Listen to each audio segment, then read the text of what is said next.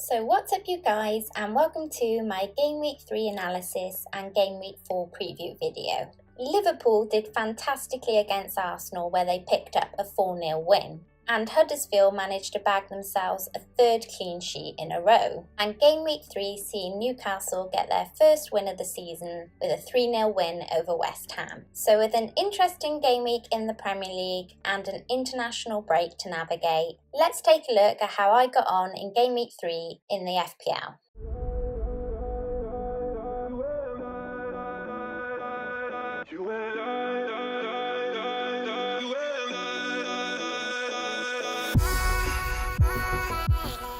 I got a grand total of 44 points in the FPL for Game Week 3. That's just one above the average. I also did what I was contemplating and took a -12. So it wasn't a brilliant game week for me. The -12 seen me get some mixed results. Whilst 3 of the players I got in got me much the same points as the 3 players I got out. For instance, KDB got me 3 points, the same as Eriksen. Chicharito got 1 less than King did, and Mooman got 3 points. That's 2 more than Milivojevic did. As for the other 2 players I got in, I had 1 good result and 1 bad result.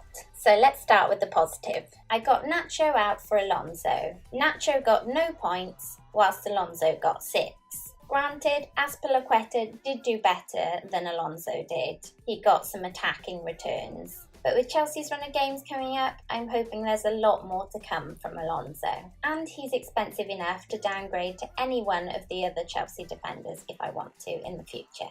And now on to the bad. Seeing as I was aware Arsenal would be bad in defence, hence my getting Nacho out, it looks as though I may have been far too hasty to transfer out Salah. I should have known he'd be playing against Arsenal. Salah would have got me 11 points to Pogba's 3. Even if I transferred Salah out to Mickey Batman, it would have been a better choice. Though I'm not going to be too disheartened because Pogba did look quite promising and he did have a lot of shots on target, and I'm hoping eventually he'll start getting me the kinds of returns that Salah would have done anyway.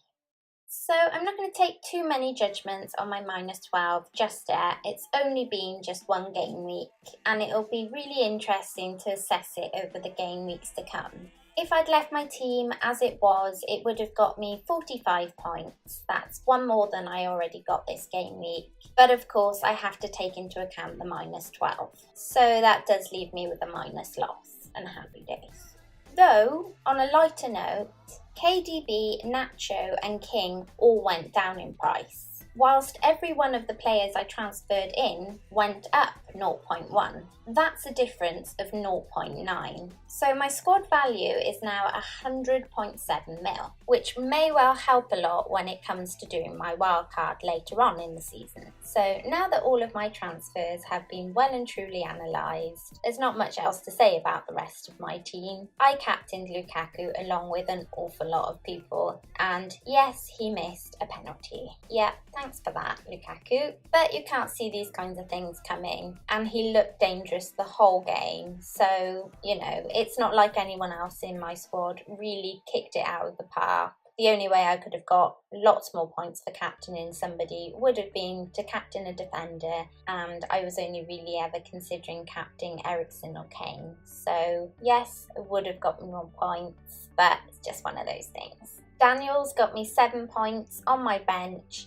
Great to see Bournemouth looking far more like the team I was expecting them to look this season, just as I sold Kingy. But I do like to see my bench doing well because it means you've got quite a good squad and it hopefully raises team value. And lastly, the August curse is real. Poor Kane. He will never be able to score a goal in August, it seems. And for us FPL managers that put our faith in Harry Kane, we are left sore and beaten and bruised and tossed around after Harry Kane blanks again. I genuinely do not know how much longer I will be able to hold on to him, with him being the most expensive striker in the FPL this season. September can't come soon enough, and if he doesn't score there, then he'll be out of my team. So all of that accumulated to me getting lots more red arrows, I'm afraid, people, and it will be that way for quite some time while I try and recuperate that -12. So don't expect the story to change far too much here. I did beat the average in the head-to-head league by 1 point, but because of my minus hit, I still technically made a loss. However, there is some better news in my Draft.co league, where I eked out the win against FC Chandley. I got 66.5 to his 59. My defenders there got me lots of clean sheets, and Rashford and Firmino up front absolutely killed it for me. That puts me third in that league overall. I will be considering some changes here. I think that midfield needs a bit of a change up.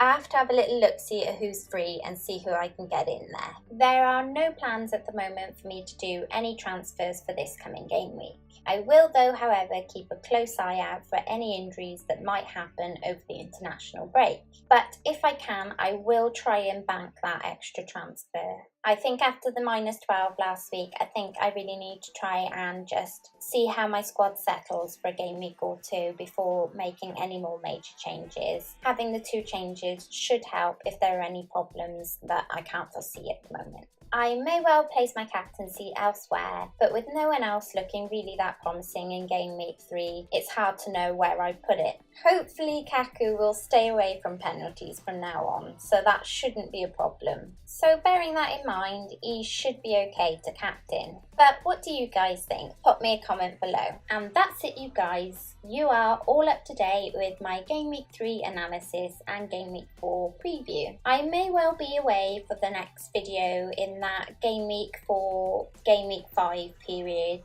I will try very hard to do a video for you guys, but if I can't, I will try and at least do the pop-in pod for the FPL journal so that you guys can keep up with what I plan to do. But until then, please don't forget to like, contribute, subscribe, and do all those fabulous things. Nymfria out.